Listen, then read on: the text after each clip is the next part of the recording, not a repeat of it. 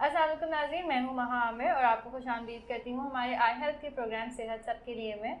जैसा कि आप लोग जानते होंगे कि फरवरी का महीना चाइल्डहुड कैंसर अवेयरनेस मंथ के नाम से जाना जाता है, जिसकी वजह से हमने इस महीने में जितने शोज़ किए हैं वो चाइल्डहुड कैंसर पे किए हैं ताकि हम मैक्सिमम आगाही पहुँचा सकें आप लोगों को। इसी सिलसिले में आज का शो भी हमारा चाइल्डहुड कैंसर पे है, स्पेसिफिकली बच्चों की mental health and how they cope and how we help them to cope with their disease, इसके ऊपर ही हमने पूरा रखा है। हमने आज अपने शो में बुलाया है अतूफ़ा नजमी को, who is acting head of department for the psycho social department at Indus hospital. Thank you so much for coming in this show. सबसे पहले तो आई थिंक आपको हमारी ऑडियंस को समझाना चाहिए कि साइको सोशल डिपार्टमेंट होता क्या है, बिकॉज ये वर्ड पाकिस्तान में बहुत कम सुनने को मिलता है। सो प्लीज़ हमारी ऑडियंस को बताइए कि what is it.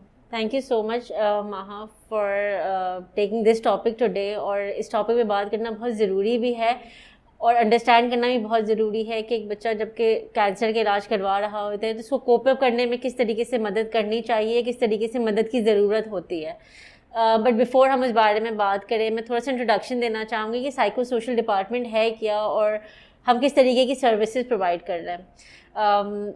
If you talk about when did it start, तो 2013 में हमने इस सर्विस को स्टार्ट किया था, starting with 1 person and now it has developed into a full fledge department, जिसका मकसद ये है कि एक बच्चा जब हमारे पास आ रहा है किसी भी डिज़ीज़ के साथ, कोई ऐसी डिज़ीज़ जिसका इलाज बहुत लंबे अरसे तक चलेगा या जिसकी वजह से उसकी लाइफ में बहुत बड़ी चेंजेस आएंगी, तो उसकी वजह से होने वाला जो इमोशनल डिस्ट्रेस है, जो उस बच्चे को हो सकता है, उसके पेरेंट को हो सकता है या उसकी फैमिली को हो सकता है, ओवरऑल इंक्लूडिंग देयर सिबलिंग्स और एक्सटेंडेड फैमिली, उन सबको उस इमोशनल डिस्ट्रेस के दौरान सपोर्ट प्रोवाइड की जा सके, उनकी मेंटल हेल्थ नीड्स को देखा जा सके और साथ में ही उनकी जो सोशल नीड्स हैं उसको भी एड्रेस किया जा सके। और ये जो हमारा डिपार्टमेंट है ये उस बच्चे के साथ काम करना शुरू करता है डे 1 से लेकर जब तक कि वो बच्चा हमारे पास आ रहा होता है फॉलोअप्स पे, that child is registered in the psycho social department. And I think this is also part of the treatment, because आप सर्जरी कर सकते हैं, आप मेडिसिन प्रोवाइड कर सकते हैं, लेकिन जब तक आप एक बच्चे की इमोशनल और मेंटल वेलबींग का ख्याल नहीं रखेंगे, the treatment can obviously go either way. So it's very important in that sense also.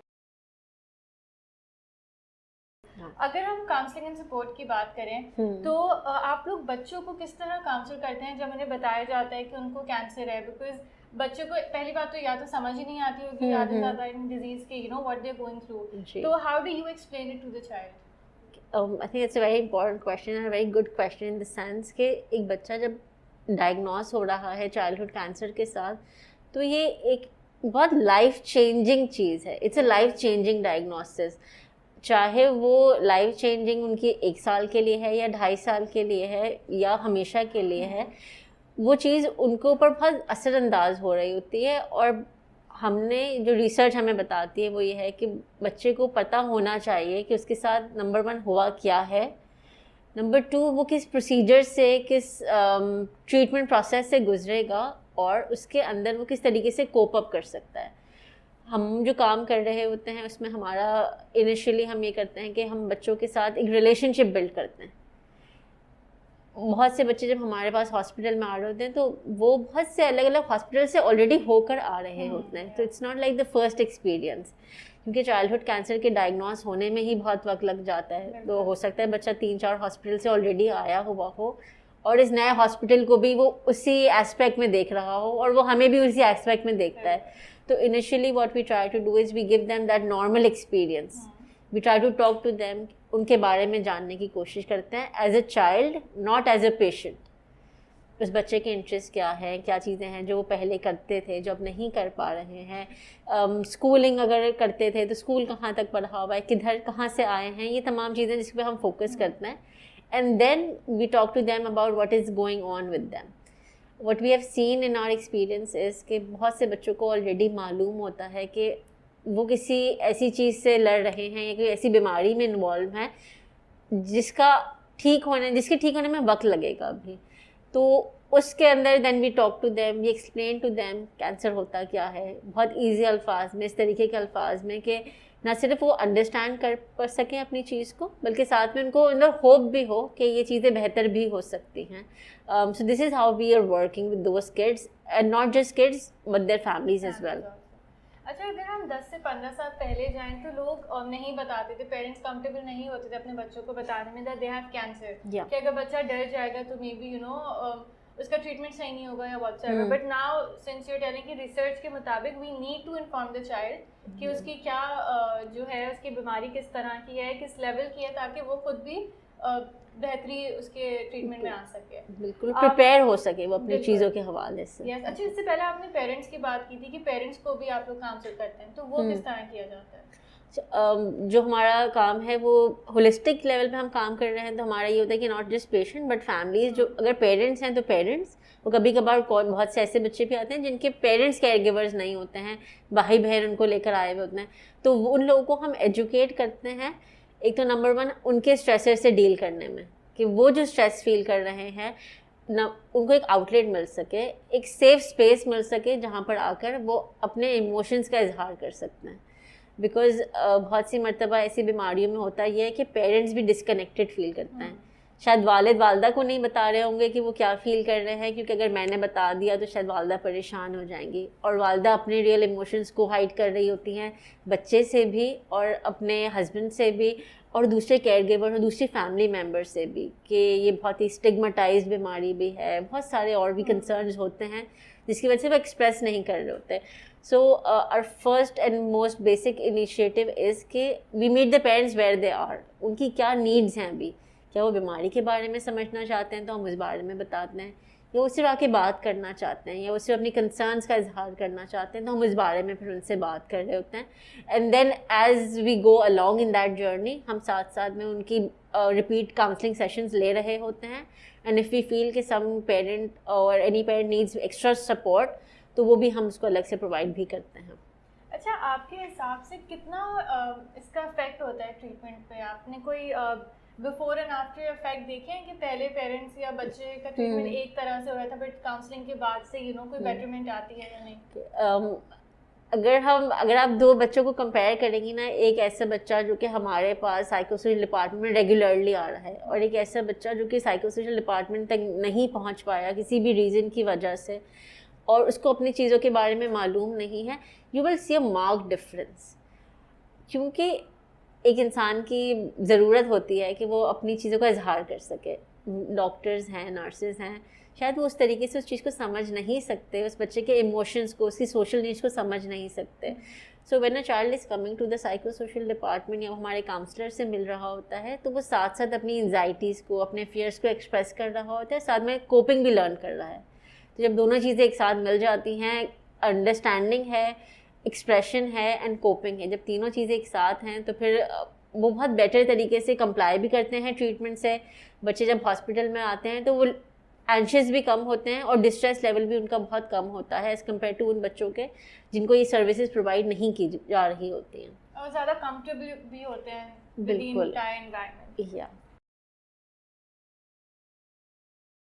अच्छा, अब हम बात करते हैं जो कॉमन थेरेपी प्रैक्टिसेस आप लोग क्या होती है, the procedures and the techniques that you use, तो उसके बारे में आप थोड़ा सा बताएं कि किस तरह आप काउंसलिंग मेथड्स के हिसाब से की जाती है. ओके, अगर हम थेरेप्यूटिक मेथड्स की बात करें या इंटरवेंशंस की बात करें, so what we have learned, and वही रिसर्च के थ्रू जो हमने लर्निंग की है वो यही है कि what talk is to adults is play is to children. यानी कि जो बातचीत के ज़रिए एडल्ट्स कंफर्टेबल फील करते हैं, उतना ही कंफर्टेबल प्ले में एक बच्चा फील कर रहा होता है और उसके थ्रू वो अपनी तमाम चीज़ों को एक्सप्रेस कर रहे हैं. जैसे बड़े लोग होंगे वो बात कर लेंगे अपने फियर्स के बारे में, अपने कंसर्न्स के बारे में. अब वही चीज़ें बच्चे शायद एक्सप्रेस वर्बली ना कर पाएँ मगर प्ले में वो ज़रूर दिखा देते हैं कि व्हाट ही और शी इज़ गोइंग थ्रू. तो हमारा एक बहुत जो इम्पोर्टेंट जो एस्पेक्ट है वो मेडिकल प्ले है.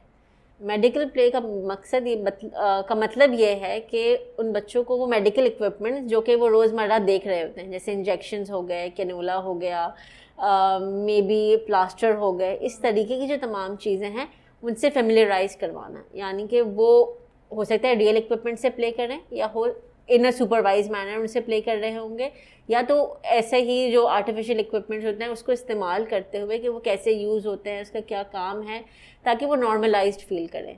सो इस तरीके से प्ले बेस्ड इंटरवेंशंस होती हैं हमारी एक लेवल पे. सेकंड जो है वो आर्ट बेस्ड इंटरवेंशंस हैं, क्योंकि कुछ बच्चे जो कि वर्बली इतना बेहतर इजहार नहीं कर पाते, वो आर्ट के ज़रिए अपनी चीज़ों को बता पाते हैं. जैसे अगर मैं एक स्टोरी शेयर करूँ, हमारी एक पेशेंट थी, उन्होंने जो है जब वो इनिशियली आई थी तो वो काफ़ी ज़्यादा डिस्ट्रेस में चली गई थी. She was 12 years old when she came in, और इतने ज़्यादा डिप्रेस्ड फेज में चली गई थी कि she would not talk to anybody. अगर वो हॉस्पिटल भी आती थी तो व्हीलचेयर में होती थी, साइड पर बैठी होती थी, और अपनी मतलब फेस उनका हमेशा नीचे होता था. किसी से बात करना, डॉक्टर्स को जवाब देना, ये तमाम चीज़ें उन्होंने कम्प्लीटली ख़त्म कर दी थी. जब हमने फैमिली से बात की, उनकी उसकी आई थिंक सिस्टर थी, उससे हमने बात की, तो उसने बताया कि इसको पेंटिंग का बहुत शौक है, और दैट वाज द एवेन्यू जिसके थ्रू वो अपने आप का अपनी चीज़ों का इजहार कर सकी. और उसके बाद जो है आप you would not recognise that child. अगर आप उनसे पहले मिलते और अगर आप उससे उसके बाद मिलते जिसने पेंटिंग शुरू की, you would not recognise the child, क्योंकि वो इतनी जो है वो इतने आराम से अपनी चीज़ों का इजहार कर रही थी कि उसने एक आखिर में पेंटिंग बनाई थी, it said I didn't fight alone. और उसके बाद उसने इट वाज हर ड्रीम के जो है इसको तमाम वो लोग साइन करें जिसने उसके ट्रीटमेंट में पार्ट प्ले किया है. Not just the doctor, not just the nurse, but doctors हैं, नर्स हैं, डोनर्स हैं, कोई भी लोग जिन्होंने उसको सपोर्ट किया. So I think those are the sort of things जो कि हमें जिससे हमें पता चलता है कि कितनी सारी इंटरवेंशन हैं जो हम इनके साथ यूज़ कर सकते हैं. और बड़े बच्चों के साथ yes there is a lot of talk therapy involved as well, क्योंकि they are thinking a lot of things. और पेरेंट्स और जो दूसरे शायद एक ले पर्सन है वो अंडरस्टैंड नहीं कर पा रहा होता कि उनकी इस बात का जवाब क्या दिया जाए, क्या उनको कैसे बताया जाए, because they have a lot of questions, why me, everything is changed, मेरे पेयर्स अलग हो गए हैं, मेरे फ्रेंड्स तो बहुत अलग हैं, मैं तो बहुत अलग हो गया हूँ हर चीज़ के अंदर. तो उनके साथ बातचीत करना भी बहुत ज़रूरी होती है. सो वी ट्राई कि उस बच्चे की जो नीड है उस तरीके से हम उन इंटरवेंशन को प्रोवाइड कर सकें. अच्छा, I can see how emotional you are while Yeah, you're I talking know. about this, and understandably so. मतलब ये काफ़ी हार्ड होता है बच्चों को समझाना, और काफ़ी ट्रिकी भी होता है कि the level of sympathy and the empathy that you show is very important. So I think this is a very tricky job that you guys are doing, for which honestly thank you so much for doing this with the children. अगर हम parents की बात करें तो parents को आप कैसे involve करती हैं छोटे छोटे सेशंस में या थेरेपी में, so that they can also take it up front बाद में? ठीक है. जैसे कि हम बच्चों के साथ प्ले और आर्ट बेस्ड इंटरवेंशंस कर रहे होते हैं, उसी तरीके से हम कोशिश ही करते हैं कि पेरेंट्स भी उन सेशंस का पार्ट बने, अगर बच्चे की परमिशन हो तो. अच्छा, तो इसमें भी बच्चे से यू गाइस बिल्कुल, बिकॉज अगर हम देखें ना तो एक लॉस ऑफ कंट्रोल की फीलिंग है बच्चों के लिए. अगर वो हॉस्पिटल में आ रहे हैं तो उनका कोई कंट्रोल नहीं है. अगर वो किसी दिन नहीं आना चाहते, they can't say no, they have to come. They can't say no for chemotherapy, they can't say no for cannula insertion. ये कुछ ऐसी चीज़ें हैं कि कंट्रोल, एक लॉस ऑफ कंट्रोल की जो फीलिंग होती है वो बहुत हेल्पलेस सी स्टेट होती है. सो हमारा मकसद ये होता है कि हम उनको कंट्रोल प्रोवाइड करें, और हम कंट्रोल इसी तरीके से देते हैं कि छोटी छोटी चॉइसेस जो वो करना चाहे वो कर सकते हैं. सो अगर बच्चे की चॉइस है कि अच्छा रेड से कलर करना है या ब्लू से कलर करना है, इंस्टेड ऑफ सेइंग कि नहीं जो सन है उसको येलो ही कलर होना चाहिए, हम उनको चॉइस देते हैं कि इनमें से कौन सा कलर आप करना चाहते हैं. तो दो sort of choices are very important. तो इसी तरीके से जो काउंसलिंग के दौरान भी हम उनको ये चॉइस देते हैं कि whether for a session they want to involve their parents at this moment और नॉट. और अगर वो बच्चा कहता है कि नहीं अभी नहीं, मैं बाद में उनसे बात करें या आप उनसे अलग से बात करिएगा, तो फिर हम उनसे अलग से बात करते हैं और हम उनको अंडरस्टैंड करवाने की कोशिश करते हैं कि what is the child going through and how best they can support the child during this time period. तो उसमें यह है कि थेरेपी के अंदर पेरेंट्स को भी एजुकेट किया जाता है कि अगर फॉर एग्जांपल उनके कॉमन कंसर्न्स ये होते हैं कि कीमो के साइड इफ़ेक्ट्स में उन्होंने खाना पीना बंद कर दिया है, डाइट इश्यूज़ है, एपेटाइट कंसर्न्स हैं. So then we tell the parents of how they can manage that and how they can help the child. जब हम नहीं हैं तो वो घर पर कैसे मैनेज कर रहे होंगे इन तमाम चीज़ों को. So it's a lot of back and fourth work जो हम उनके साथ कर रहे होते हैं. तो तो घर के लिए क्या टिप्स देते हैं आप लोग जेनेरिकली? ओके, जेनेरिकली कुछ चीज़ें हैं जो बहुत ही फोकस की जाती हैं। नंबर 1 ये है कि इस बात का ख्याल रखा जाए कि जो बेसिक चीज़ें हैं वो फुलफ़िल हो रही हों, जैसे उनकी डाइट रिक्वायरमेंट्स है वो फुलफ़िल हो रही हैं, हाइजीन के बारे में बहुत ज़्यादा काउंसलिंग की जा रही होती है, और सेकेंडली और थर्ड उनको ये बताया जाता है कि मेंटल हेल्थ कितना इम्पोर्टेंट है इस ट्रीटमेंट के लिए। अगर जितना मेंटली एक बच्चा स्टेबल होगा उतना ही जो है वो बेटर रिस्पॉन्ड भी करेगा ट्रीटमेंट को। So how can they engage the child in a better manner at home, कौन सी एक्टिविटीज़ हैं जो वो इनकरेज करें बच्चों को, किस तरीके से दूसरे बच्चों को बताया जाए कि what is happening to his और हर सिबलिंग, किस तरीके से वो लोग इसके साथ एंगेज कर सकते हैं। तो ऐसी टेक्निक्स होती हैं। और अगर इन पर्टिकुलर किसी बच्चे का कोई पर्टिकुलर इशू है, जैसे फॉर एग्जांपल हो सकता है कुछ बच्चे बहुत ज़्यादा इरिटेबल हो जाएं, चिड़चिड़ाहट बहुत ज़्यादा हो रही हो, तो उस टाइम में हम क्या करेंगे, आप घर में क्या कर सकती हैं, कैसे इसको इनकरेज करना है, किस हद तक इनकरेज करना है, और ऑल्सो कि कब हमें अप्रोच करना है। क्योंकि ये भी बहुत ज़रूरी है कि अगर आप घर में कोई ऐसी चीज़ें नोटिस कर रही हैं कि बच्चे में ये चेंजेस आ गए हैं या बिहेवियर लेवल पे ये चेंजेस हैं, so then that child needs to come to us and we need to talk to the child in a professional manner और in a manner कि वो हम उसको समझा भी सकें, हम उसकी बात को सुन भी सकें। तो ये कब डिसाइड करना चाहिए एज अ पेरेंट कि कब उसको केयर की या थेरेपी की ज़रूरत है? इसका डिसीजन जो है थोड़ा सा कॉम्प्लेक्स है, मगर ये एक दो चीज़ें हैं जो बहुत ही ट्रिगर पॉइंट्स होते हैं, जिसको हम कह सकते हैं कि ऐसे पॉइंट्स हैं जो वार्निंग पॉइंट्स हैं। नंबर 1 कि अगर बच्चे के अंदर आप बिहेवियरली या इमोशनली बहुत सडन चेंज या बहुत एक रैपिड चेंज देखें, जैसे कि एक बच्चा शुरू में बहुत ज़्यादा इंटरेक्ट कर रहा था, बात भी करता था सबसे, बट अब अचानक से वो किसी से बिल्कुल ही बात नहीं कर रहा, आइसोलेट होके बैठे हुए हैं, अगर उनसे कोई बात करने की कोशिश करते हैं उस पर वो कोई जवाब नहीं आता या रिस्पॉन्स बैक नहीं कर पा रहे होते, तो कुछ ऐसी वार्निंग साइन है। या बिहेवियरल चेंजेस हो गई हैं कि फॉर एग्जांपल पहले बच्चा जो है वो बहन भाइयों के साथ बहुत इजीली इंटरेक्ट कर पा रहा था, उनके साथ बहुत इजीली प्ले के अंदर एंगेज कर सक रहा था, बट अब जो है जब भी प्ले करने की कोशिश करता है तो एक sort of that internal aggressiveness feel कर रहा होता है या चीज़ें आगे पीछे फेंक रहा है। तो इस तरीके के कुछ चेंजेस हैं तो फिर वो हमें रिपोर्ट बैक करें। और कुछ बहुत सिग्निफिकेंट होती हैं, जैसे कि इलाज के दौरान कभी कभार कुछ ऐसे बच्चे भी होते हैं हुज परसेप्शन, जिसको मैं कहूँगी, चेंज हो जाता है, जैसे कि हो सकता है उन्हें कुछ ऐसी चीज़ें नज़र आ रही हों जो कि इन्वायरमेंट में एग्जिस्ट नहीं करती। तो अब ऐसी भी कोई कंसर्न होती है फिर then we tell that parent कि वो हमें आके ज़रूर बताएं इस बारे में, so that we can follow up with that child. अब हम बात करेंगे इंडिस हॉस्पिटल और हेल्थ नेटवर्क के इनिशिएटिव्स के बारे में। आप सबको पता ही होगा इंडिस हॉस्पिटल जब से बना है तब से मुफ्त और मयारी इलाज अपने हर पेशेंट्स के लिए हर डिपार्टमेंट उनका प्रोवाइड करता है। इसी तरह साइको सोशल डिपार्टमेंट जो है वो भी मुफ्त ट्रीटमेंट ही अपने पेशेंट्स के लिए प्रोवाइड करता है, जिसके बारे में I would really like you to talk about, जो आप लोग के इनिशिएटिव्स होते हैं जो आपको लगता है कि हमारी ऑडियंस तक पहुँचने चाहिए। ओके, एक जो इनिशिएटिव जो हमारे सबके दिल के बहुत करीब है और साइको सोशल डिपार्टमेंट में आप जिससे भी मिलेंगी they would really talk about this, is our initiative Indus के सितारे।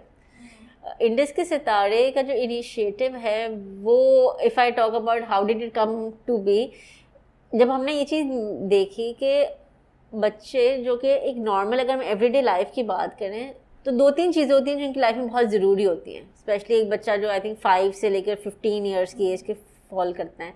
Number 1 is their schooling, number 2 is their play time, park time, and number 3 are their friends और आउटसाइड गैदरिंग, और जो सोशल गैदरिंग्स वगैरह होती हैं वो तमाम चीज़ें बहुत ज़रूरी होती हैं। और उनकी कुछ छोटे छोटे ड्रीम्स एंड एस्पिरेशंस भी होते हैं related to what they want to do out of life, इस तरीके की तमाम चीज़ें जो बच्चे एक्सप्रेस कर रहे होते हैं। But when a child is diagnosed with cancer, the doctors have to unfortunately ask the child to discontinue their schooling.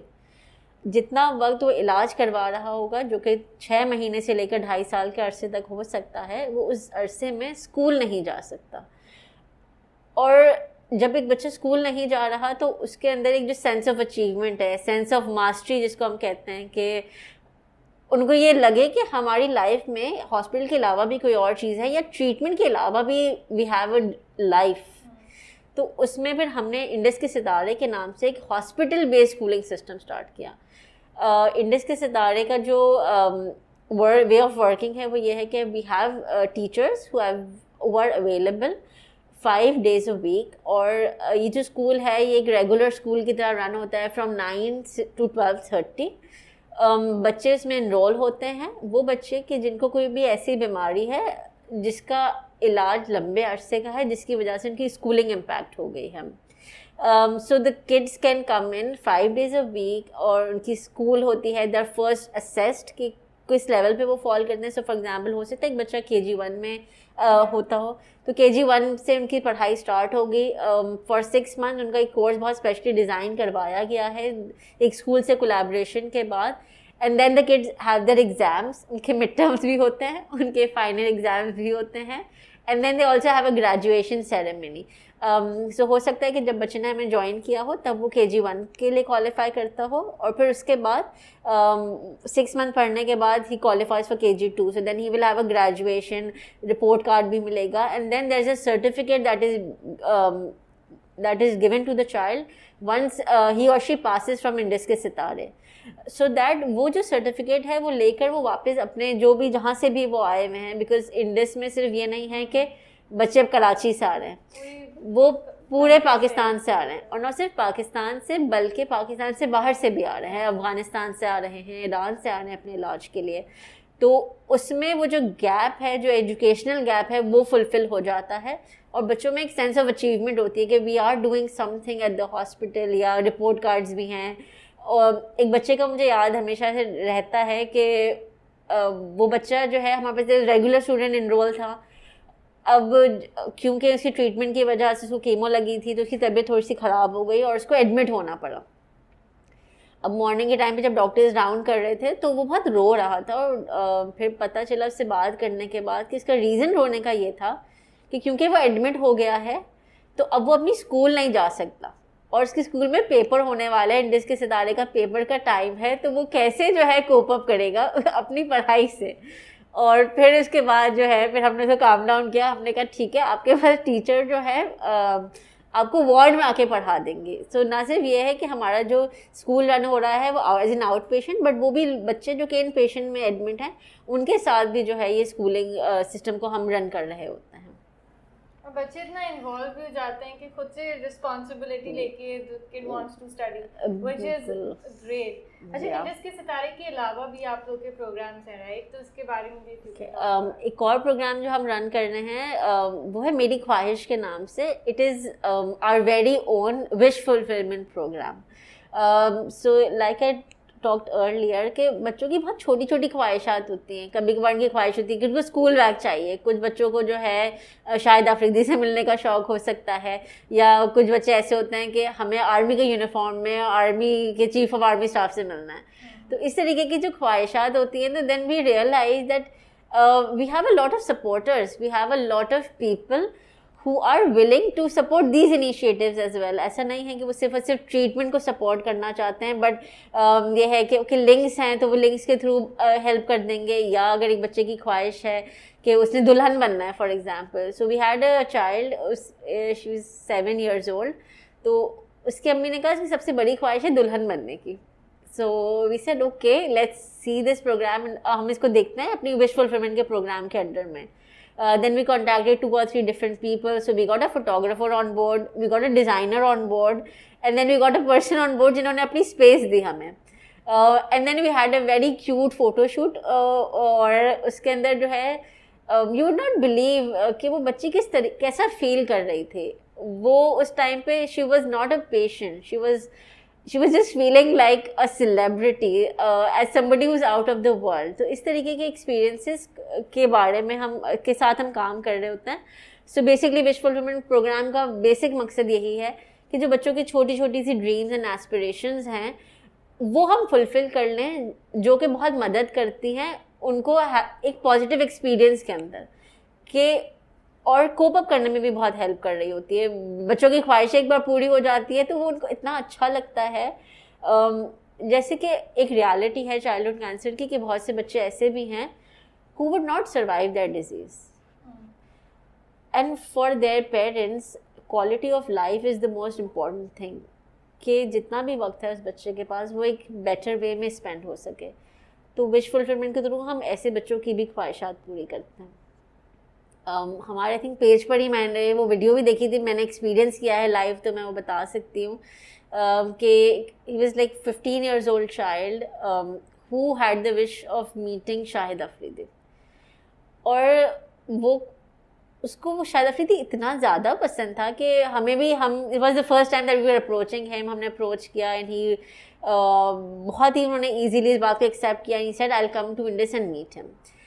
That the child was feeling really really bad. उसको ब्रीदिंग में इश्यूज हो रहे थे, उसको पेन भी था, और like you know if in a normal day अगर आप उसको मिलते then he would not even open his eyes. वो इतना ज़्यादा एक पेन की कंडीशन में था, इतने ज़्यादा डिस्ट्रेस की कंडीशन में था। बट वो जो शाहिद अफरीदी के लिए वेट कर रहा था, और जब शाहिद अफरीदी रूम में एंटर हुए मुझे नहीं पता कि उस टाइम पे क्या हुआ कि वो बच्चा इतना चेंज कैसे हो गया अचानक से। वो हंस रहा था, वो इंटरेक्ट कर रहा था, उसके ऐसा लगा था जो ऑक्सीजन की नीड है वो भी कम हो गई थी। This is like you no it's a medical of sort, जो मुझे लगता है मेडिकल है। बट जो मेरी ख्वाहिश का प्रोग्राम है, ऐसे उसमें मैंने ऐसे बहुत सारे मेडिकल्स देखे हैं कि बच्चों की जब विश फुलफिल होती है तो वो कैसा फील करते हैं। So that is another initiative. एक दो और इनिशिएटिव्स हैं जिसमें बहुत ज़रूरी है, मुझे लगता है कि बात करनी बहुत ज़रूरी है, वो है पैलिएटिव केयर के हवाले से। पैलिएटिव केयर अगर मैं एक्सप्लेन करूँ थोड़ा सा, बेसिकली ये वो केयर है जो उन लोगों को या उन बच्चों को प्रोवाइड की जाते हैं कि जो कि किसी टर्मिनल इलनेस के साथ हैं। हमारे डिपार्टमेंट में ये उन लोगों के लिए मखसूस, उन बच्चों के लिए मखसूस है जिनको क्यूरेटिव ट्रीटमेंट नहीं मिल रहा, यानी कि उनकी बीमारी को क्योर नहीं किया जा सकता पर उनकी क्वालिटी ऑफ लाइफ को एटलीस्ट इम्प्रूव किया जा सकता है। तो जो हमारी टीम है वो बहुत डेडिकेटेडली उन बच्चों के साथ काम कर रही होती है और उन पेरेंट्स के साथ काम कर रही होती है। उनकी बहुत सी मेमोरी बिल्डिंग एक्टिविटीज़ हो रही होती हैं। जैसे आपने देखा होगा कुछ हैंड मोल्ड्स होते हैं, तो डॉक्टर का और बच्चे का जो है एक हैंड मोल्ड बनवा लिया, या पेरेंट का और बच्चे का हैंड मोल्ड बनवा लिया। इस तरीके की एक्टिविटीज़ कर रहे होते हैं, और साथ में ही उस बच्चे को थ्रू आउट देयर प्रोसेस, जितनी भी उसकी ज़िंदगी है उसमें उसको फॉलो किया जा रहा होता है। उसके पेरेंट्स को वो ग्रीफ काउंसलिंग, वो सपोर्ट प्रोवाइड की जा रही होती है, जिस बात में बहुत ज़रूरी होती है। And not just till the time कि वो बच्चा हमारे पास इस दुनिया में फ़िज़िकली मौजूद है। Even if a child passes away, Indians hospital उनसे वो जो रिश्ता जो जोड़ता है वो तोड़ता नहीं है। हम उन पेरेंट्स को जो है कंडोलेंस कॉल्स होती हैं, यानी कि हमारे ही हॉस्पिटल की तरफ से, हमारी टीम की तरफ से उन्हें कॉल की जाती है just to get to know how they are doing now, how are they coping now. And pre Covid we also use to visit those families.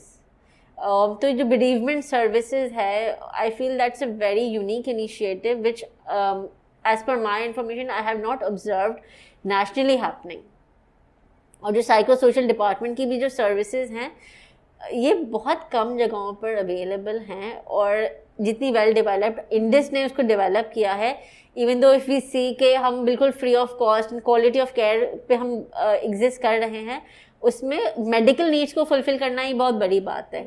उसमें अगर हम साइको सोशल नीड्स को भी इस तरीके से फुलफ़िल कर पा रहे हैं, सो ये आई थिंक जो हमारी ऑर्गेनाइजेशन है उसका एक it's like a motto of that organisation, या एक हमारा जो साइकोसोशल डिपार्टमेंट है ना, वो is the baby of that hospital जो है, जिसको सब लोग सपोर्ट कर रहे होते हैं, चाहे वो पर्सन HR में हो, चाहे वो फाइनेंस में हो। So and we have a very open environment, so anybody and everybody can come and join us, volunteer with us, come and meet the children and you know do something for those children जो उनकी psychosocial needs को address किया जा सके।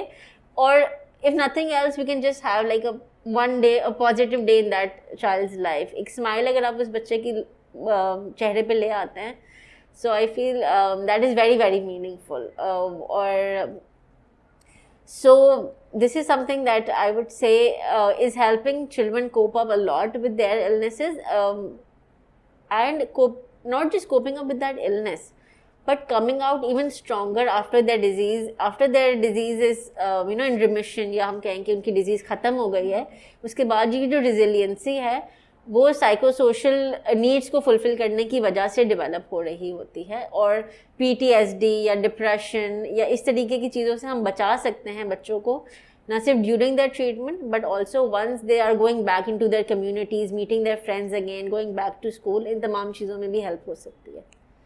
काफ़ी इलेबोरेटिवली आपने explain किया. Thank you so much for coming out and talking to our audience about this. Obviously this is a great initiative. आप लोग ने खुद सुना होगा, ये बहुत एक आध स्टोरीज हमने शेयर की हैं. We have million stories like this जो सिर्फ पॉसिबल इसीलिए होती हैं जब people like you support us. So thank you so much for doing that. And में if you have any key message for our audience, you have the floor. Yeah, I would just like to say that your life will change once you become part of something that is bigger than our own individual lives. और in this hospital overall, और जो इन बच्चों के साथ जिनके साथ हम काम कर रहे हैं, चाइल्डहुड कैंसर के पेशेंट्स हैं या किसी और क्रॉनिक इलनेस के पेशेंट्स हैं, उनके साथ काम करने से आपकी ज़िंदगी में बहुत बड़ी और बहुत पॉजिटिव तब्दीली आएगी. So I would just say that treat them as a normal person. Reach out to those families. अगर आप किसी ऐसी फैमिली को जानते हैं कि जिनके बच्चे को कैंसर का डायग्नोसिस हुआ है, तो रीच आउट टू देम, उनको सपोर्ट करें उस टाइम में.